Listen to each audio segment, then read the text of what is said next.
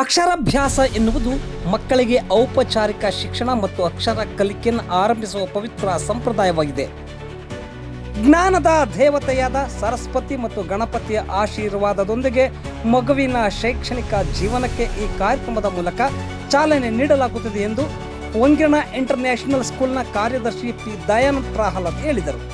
ನಗರದ international school ವತಿಯಿಂದ ಶಾಲೆಯ ಆವರಣದಲ್ಲಿ ಪುರೋಹಿತರಾದ ಕೃಷ್ಣ, ನಾಗೇಶ್ ಭಾರದ್ವಾಜ್, ವಿಶ್ವನಾಥ್ ಇವರ ನೇತೃತ್ವದಲ್ಲಿ ಅಕ್ಷರಾಭ್ಯಾಸ ಕಾರ್ಯಕ್ರಮದ ಹಿನ್ನೆಲೆ ಗಣಪತಿ ಹಾಗೂ ನವಗ್ರಹ ಮತ್ತು ಸರಸ್ವತಿ ಹೋಮ ಕಾರ್ಯಕ್ರಮದಲ್ಲಿ ಅವರು ಮಾತನಾಡಿ, ನಮ್ಮ ಸನಾತನ ಸಂಪ್ರದಾಯ ಪದ್ಧತಿಗಳಲ್ಲಿ ಮಗುವಿನ ಸರ್ವತೋಮುಖ ಬೆಳವಣಿಗೆಯಲ್ಲಿ ಅಕ್ಷರಾಭ್ಯಾಸ ಕೂಡ ಒಂದು ಪ್ರಮುಖ ಸಂಸ್ಕಾರವಾಗಿದೆ. ಗುರುವಿನ ಮಾರ್ಗದರ್ಶನದಲ್ಲಿ ಅಕ್ಷರಗಳನ್ನು ಕಲಿತು ಮುಂದೆ ಭವಿಷ್ಯದ ಜಗತ್ತಿನಲ್ಲಿ ಒಳ್ಳೆಯ ದಾರಿಯಲ್ಲಿ ನಡೆದಂತಾಗಲು ಇಂದಿನ ದಿನ ಕಲಿಕೆ ಹೆಚ್ಚು ಪ್ರಮುಖ ಪಾತ್ರ ವಹಿಸುತ್ತದೆ.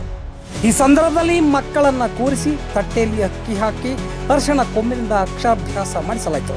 ಈ ಕಾರ್ಯಕ್ರಮದಲ್ಲಿ ಇಂಟರ್ನ್ಯಾಷನಲ್ ಸ್ಕೂಲ್ನ ಅಧ್ಯಕ್ಷರಾದ ರಾಜೇಶ್, ನಿರ್ದೇಶಕರಾದ ಶಿವಪ್ರಸಾದ್ ಹಾಗೂ ಪ್ರೌಢಶಾಲೆಯ ಶಿಕ್ಷಕ ಡಿ ಪ್ರಸಾದ್ ಸೇರಿದಂತೆ ಶಿಕ್ಷಕರು ಹಾಗೂ ವಿದ್ಯಾರ್ಥಿಗಳು ಮತ್ತು ಪೋಷಕರು ಇದ್ದರು. ಪ್ರಾರ್ಥನೆ ಮಾಡ್ಕೊಂಡಿದ್ದಾದ್ಮೇಲೆ ಮಗು ಕೈಗೆ ಅರ್ಶದ ಕೊನೆ ಕೊಡಿ. ಮಗು ಕೈಗೆ ಬಲಗೈಯಲ್ಲಿ ಅರ್ಶದ ಕೊನೆ ಕೊಡಿ.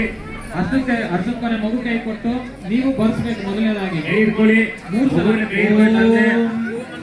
ಓಂ ಬರೀರಿ. ಓಂಕಾರನ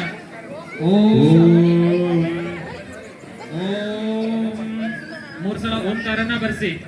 ಓಂ ಮಕ್ಕಳಿಗೆ ಹೇಳ್ಕೊಡ್ಬೇಕು. ಓಂ ಮೂರು ಸಲ ಓಂಕಾರ ಬರ್ಸಿದ್ದಾದ್ಮೇಲೆ ಶ್ರೀ